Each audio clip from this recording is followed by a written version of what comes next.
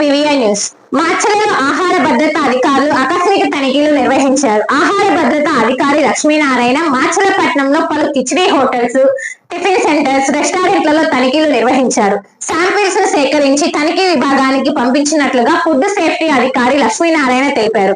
అలాగే khichdi hotels, tiffin సెంటర్లు నిర్వాహకులకు తప్పనిసరిగా లైసెన్స్ కలిగి ఉండాలన్నారు. లేని ఎడల వారిపై కేసులు నమోదు చేస్తామని ఆయన హెచ్చరించారు.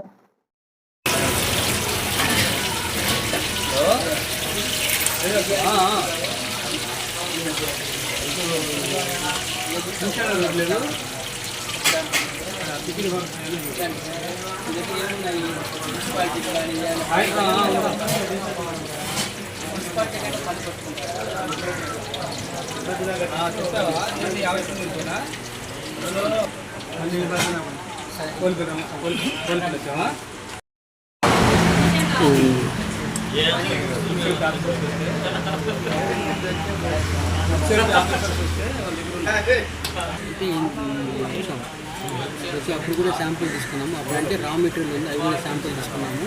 ఇక్కడ హైజీనిక్ కండిషన్స్ అవి కాంటాక్ట్ చేసి కారణం ఏంటో అని అడిగాము. తర్వాత పేషెంట్ ఉన్నారు కదా, పేషెంట్ వాళ్ళ హౌస్ వెళ్ళేసి ఏమున్నారంటే బాగానే ఉంది అని వాళ్ళు డిశ్చార్జ్ అయ్యి ఉండిపోయారు అని చెప్పేసి చెప్పాడు బాగా. ప్రజెంట్ బాగానే ఉన్నారు, ఇబ్బంది ఏం లేదు సార్. అయితే ఇంతకుముందు ఏం తిన్నారు వాళ్ళంతా అంటే ఇంతకుముందు అది ఏం తిన్నారు అనేది తెలియలేదు సార్ వాళ్ళకు. వాళ్ళు ఏదో తిని కాజీ చేస్తున్నారా అని అంటున్నారా, ఎంతవరకు వాస్తవమో నాకేం తెలియదు. వాళ్ళకి ఇడ్లీ తిన్నాము, దోశ తిన్నాము అనే వాటి వాళ్ళు చెప్పారు పేపర్ న్యూస్ ప్రకారం.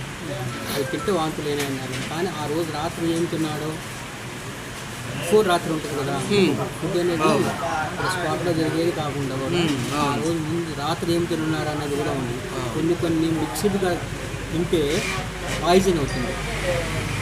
కొన్ని ఫుడ్స్, అన్ని ఫుడ్లు కూడా తినడానికి ఎలా ఉండదు.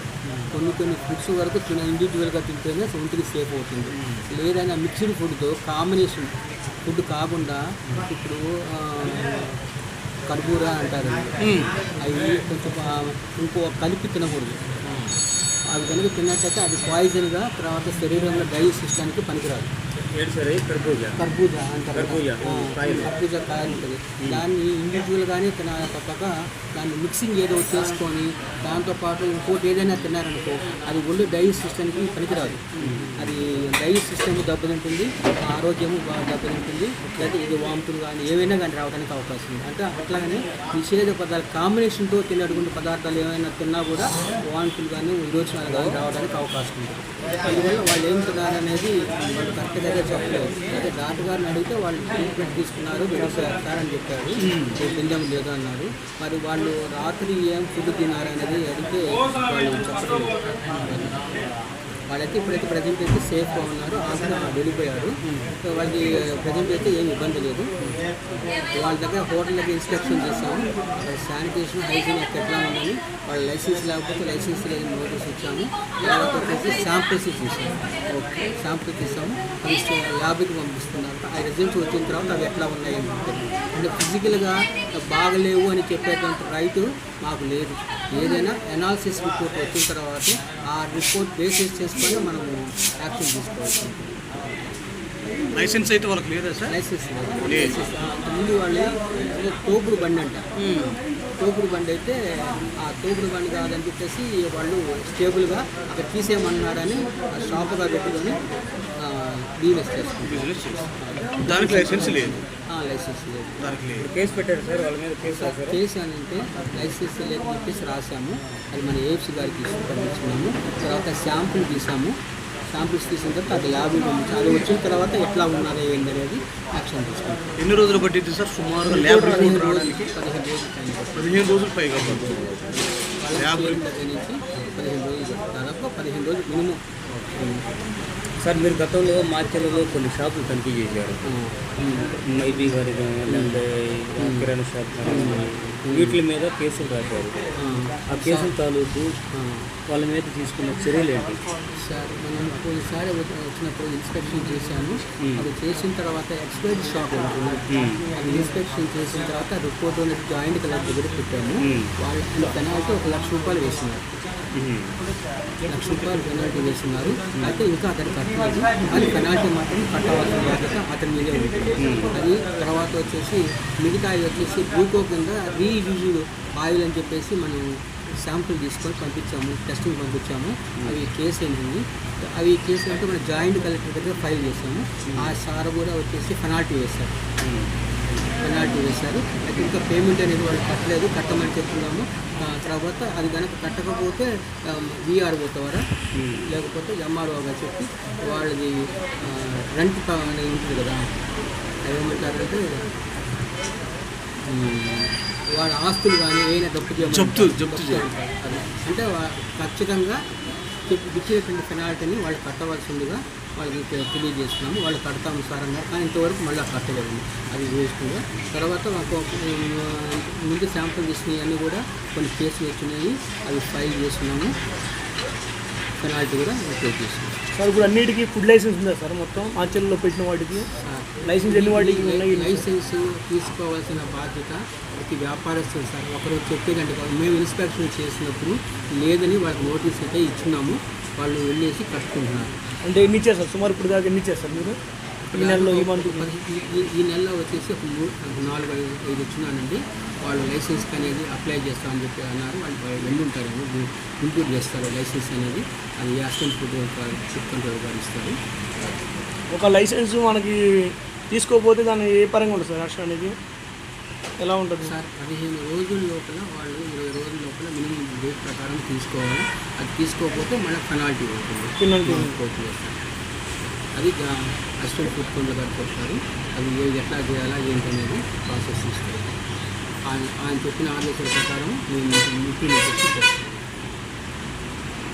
ఖచ్చితంగా ప్రతి వ్యాపారస్తుడు లైసెన్స్ అనేది తీసుకోవాలి. వ్యాపారం చేసినప్పుడు తీసుకోవాలి. దానికి అది ఆ విధంగా మనకు ఆదేశించినాము, చెప్తున్నాము. ఇన్స్ట్రక్షన్ అవేర్నెస్ అనేది క్రియేట్ చేస్తున్నాము.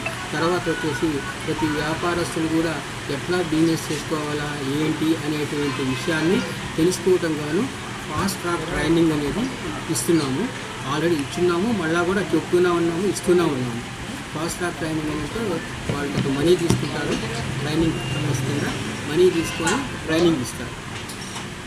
ఎట్లా బిజినెస్ చేయాలా, ఏం చేసుకోవాలా, ఏమి చేయకూడదు, ఏమి తినకూడదు, ఎట్లా తయారు చేసుకోకూడదు, ఏ విధంగా సేఫ్టీగా ఫుడ్ని ప్రిపరేషన్ చేయాలి, సెల్లింగ్ చేసుకోవాలి, మ్యానుఫ్యాక్చరింగ్ చేసుకోవాలి.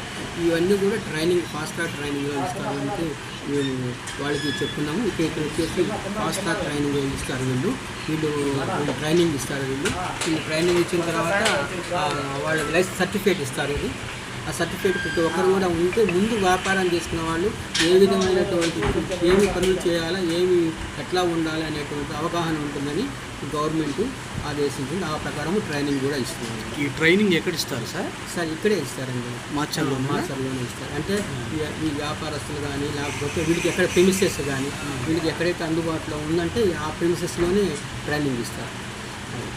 సార్, వాటర్ ప్లాంట్స్లో మినరల్స్ కరెక్ట్గా కలగకపోవడం వల్ల కొంతమంది మోకాళ్ళ నొప్పులు వస్తున్నాయి. మాచర్ల పట్టణ ప్రజలకు గొప్ప శుభవార్త. ఇప్పుడు మన మాచర్లలోనే Karthikeya furniture home needs. Karthikeya furniture home needs, Srinivasa theatre ఎదురు, Srisailam road, Macherla. Proprietor Paritala Mahesh. Karthikeya furniture home needs. మా వద్ద అతి తక్కువ ధరలకే నాణ్యమైన ఫర్నిచర్ హోమ్ నీడ్స్ హోల్సేల్ ధరలకే రిటైల్గా లభించును. డబల్ కాట్, కూలర్, బీరువా, సోఫా సెట్, మిక్సీలు, కుక్కర్ల వంటి హోమ్ నీడ్స్ అతి తక్కువ సరసమైన ధరలకే లభించును. మా address Karthikeya furniture home needs, Srinivasa theatre ఎదురు, Srisailam road, Macherla. Proprietor Paritala Mahesh. Phone number 9502333245. ఇప్పుడే సంప్రదించండి. Karthikeya furniture home needs, Srisailam road, Macherla, Srinivasa theatre ఎదురు. మరి త్వరపడండి, ఎందుకు ఆలస్యం? ఒక మంచి ఇన్సూరెన్స్ కోసం వెతుకుతున్నారా? అన్ని ఇన్సూరెన్స్లు ఒకే చోట. టాటా ఇన్సూరెన్స్లో హెల్త్ ఇన్సూరెన్స్, టర్మ్ ఇన్సూరెన్స్, కార్లు, ఆటోలు మరియు ద్విచక్ర వాహనాల ఇన్సూరెన్స్ కోసం సంప్రదించండి. మార్కాపురం శ్రీనివాస్. మా అడ్రస్ అన్నా క్యాంటీన్ ఎదురు, మాచర్ల. సంప్రదించవలసిన ఫోన్ నెంబర్ 8121331917. మాచర్ల పట్టణ పరిసర ప్రాంత ప్రజలకు శుభవార్త. Raviteja multi speciality hospital. Raviteja multi speciality hospital, ring road centre, Macharla. మా వైద్యశాలలో అత్యాధునిక వైద్య పరికరాలతో శస్త్రచికిత్సలు చేయబడును. అదేవిధంగా మా వైద్యశాలలో MICU, NICU, OT ఆపరేషన్లు ఎంతో అనుభవం కలిగిన doctor Keerthi Reddy, doctor Satish, doctor చంద్రశేఖర్లచే వైద్య సేవలు అందించబడును. మా వద్ద కార్పొరేట్ వైద్యశాలలో ఎన్నో ఏళ్లు అనుభవం కలిగిన గైనకాలజిస్ట్, జనరల్ మెడిసిన్, జనరల్ సర్జరీలచే వైద్యం చేయబడును. Orthopaedics, polytrauma, OBS and gynaecology, paediatrics, pathology, CT scan, x-ray ల్యాబ్లతో పాటు అంబులెన్స్, ఫార్మసీ సౌకర్యం కలదు. Management doctor Gonuguntla Srikanth, nephrologist doctor Gonuguntla Sai Sushma, MBBS gynaecologist.